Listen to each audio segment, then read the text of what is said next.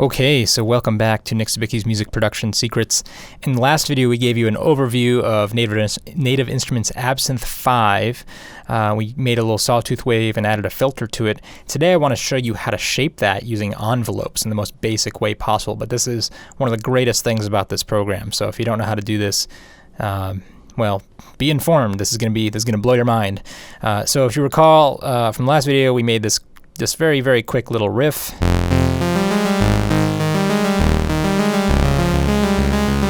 Right, it's being played through a sawtooth wave that has frequencies above 10,000 hertz sort of rolled off from the filter, and that's it. Not too exciting of a sound, so let's do something a little more exciting with it. Let's say I want to make the sound really plucky, like have a really just sharp attack, just feel more rhythmic than note-oriented.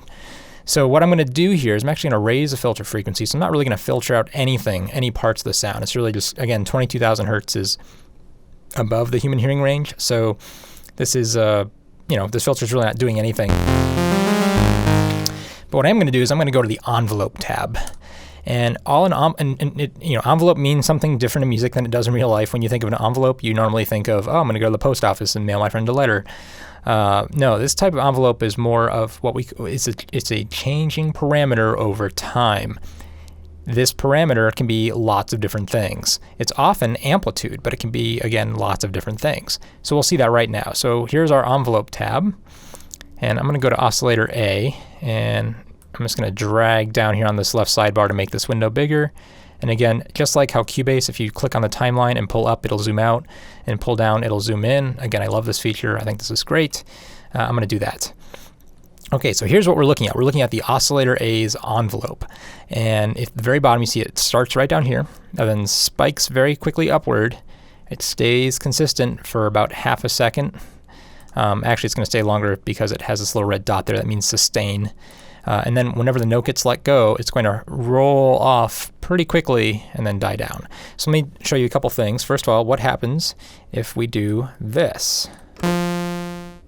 And let me zoom out a little bit. Maybe you didn't tell the difference, but in case you didn't, let's play this. You should be able to tell the difference now, right? I played the note. I played it very quickly. I held it down, and then I let it go. But it's still ringing, right? In other words, this is the release time. And if I shorten this, now I play the same note. A different note, I guess, but here. As soon as I let it go, do you hear how it just kills? So again, you can hear this envelope is modifying the amplitude of the oscillator. In other words, it's changing how loud the synthesizer is at any given time during a note. And I can also modify, if I just click and drag on these points, the attack time. Hear how it fades in slowly, especially if I click this dot and ramp it down. Fades in very slowly now, yes? And again, I can zoom out and have it fade in really slowly to the point where it's just really annoying everybody, including me.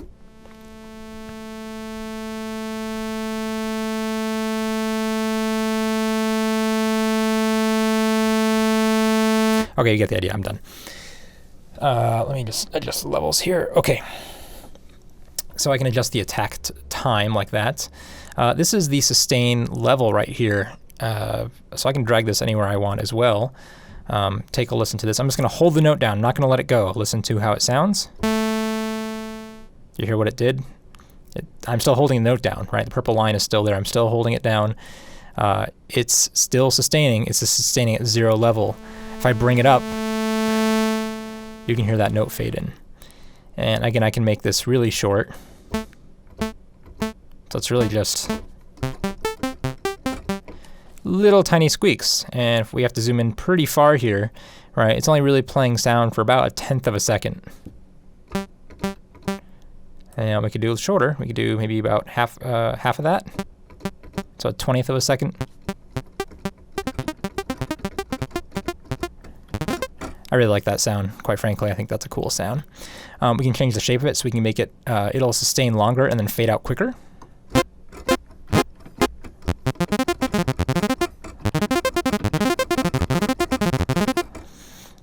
Pretty powerful stuff.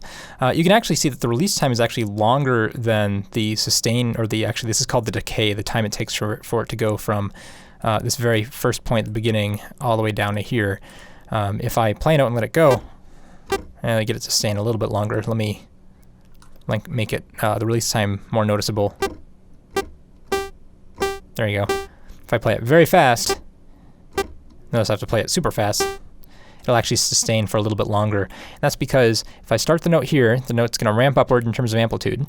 But if I let the note go here, or right at this point, before it has a chance to decay and fall off, it'll actually just slowly fade out over this period of time. Release is really just a time, and it'll fade to 0, which is where this point is. So it'll actually fade out over, this is 0.2 of a second.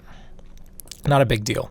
But anyway, I'm using these terms, and if you're very astute in terms of your eyesight, you'll be able to see these little letters that I've used for some of these words, A, D, S, and R, over here. These stand for attack, decay, sustain, release. And these are your 4 parameters that we're going to just generally have on almost any envelope, but these really specifically apply to amplitude envelopes. In other words, how loud is the sound at any given point. And usually they're specified like as so, and I'll say attack is usually a time. How long does it take to ramp up? Decay is also a time. S, which is actually in Absynth the same thing as decay, is actually a level. How low, what level are you going to decay to? And then release is how long it's going to take to fade out when you let it go. And if you think about it, you can describe the amplitude envelope of most acoustic instruments in this way. If we're talking about something like a drum, right, it's going to look more like this, where it will, well, it might be more like this, but it'll have a very fast attack, and then it'll just sort of fade out very quickly. It'll die down very fast. Whereas maybe if you have a piano, the decay happens very slowly, right, over many seconds. So maybe this will represent the amplitude envelope for something more like a piano. So you can see over 24 seconds it's going to die down. Let me hold the note down.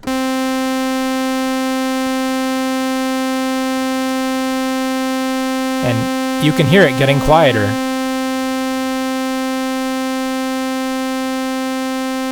Maybe 24 seconds was a little long. That was really annoying. Let's shorten that. Whoops. Uh-oh.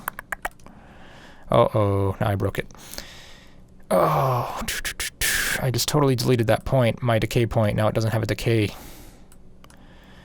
Wow. All right. How do I make a new envelope? Undo. Undo. Undo. Undo? There we go. Okay, undo, so important.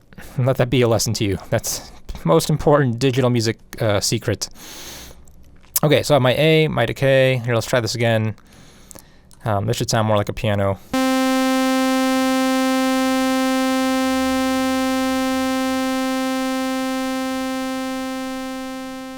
Again, not in terms of timbre, but in terms of amplitude, right, where it's always sort of fading away slowly.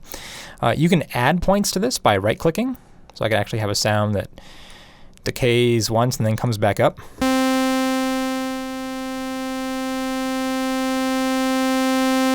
And that's kind of fun, although most acoustic instruments don't do this, so this is kind of weird. If you ever want to delete a point in Absynth, like I just did accidentally and freaked out, just right-click on the period, on the letter, the square, and it'll do that.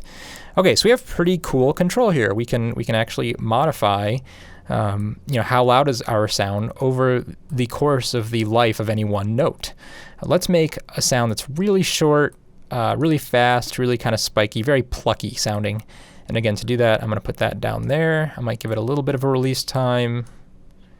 We can zoom in. I can change the shape of the end of this pluck, like that.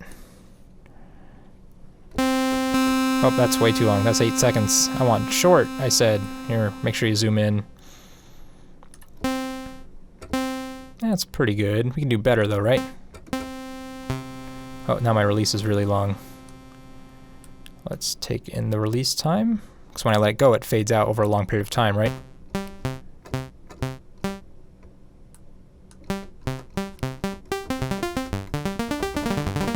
So that's pretty good. Let's actually listen to our little groove we made in the last video with it.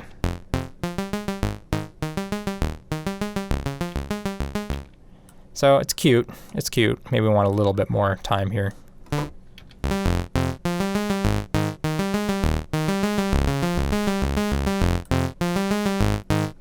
And again, most of these notes are so short that it's actually not holding down for the entire decay time anyway, so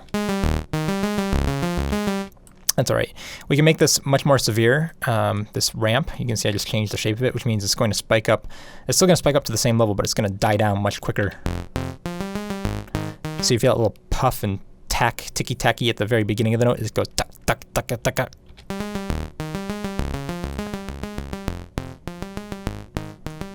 I think that's really apparent, right? All I hear is the tack, tack, tack, tack, tack, tack, tack. So that's we can go do some pretty extreme things here. All right, let's just actually leave it like this. Let's just do a linear line. Okay, but I want to show you how we can use another way we can use these envelopes. Do you remember that if we go back to the patch, we used a filter on this sound, but the filter isn't doing anything. Now would be a great time to add an envelope to the filter. So let's say new, and I'm going to go to filter. And let's add an envelope for the filter frequency. In other words, how many frequencies are we going to filter out, and over what time? So again, I can always go back to my old envelopes. I can see what they're all set to. So let's go to filter frequency, and I'm just going to turn it down essentially. So in other words, the very start, when the note starts playing, it's going to let all the frequencies through, but by the end, it's going to filter them all out. Let's turn the sustain and decay and release all the way down. And let's play a note. Actually, let's play spacebar and play the groove. And it's not so bright and nasal anymore, right? Because actually at the very beginning of the note it is, but as soon as the note starts playing, the filter turns it down, and really it's turning it down in terms of high frequency content. And again, I can modify this shape.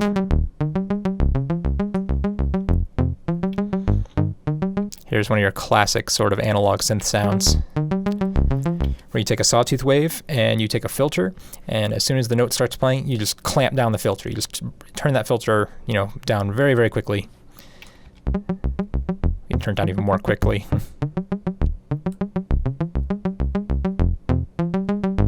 It's a matter of taste.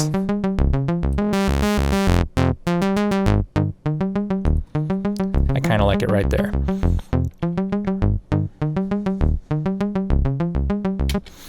Okay, so that is your introduction to envelopes and specifically ADSR style controls. Absynth is really flexible. Again, on these envelopes, we could really just draw almost any shape we wanted to, and just by right-clicking and adding points, and we can do some pretty weird shapes. I know you guys are going to hear this one. Let's make well, you're going to be disappointed, actually, but maybe you're not entirely disappointed. It's kind of cool. Has this bit. I mean, it's the filter just turning up and turning down very quickly, so it sounds kind of bubbly and distorted.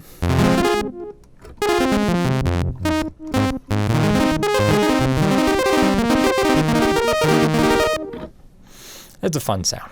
Okay, but anyway, that was your introduction to envelopes. As I was saying, we applied them both to the oscillator amplitude as well as the filter frequency, but really you can apply them just about to anything. Okay, I'll see you in the next video. We'll take Absynth a step further.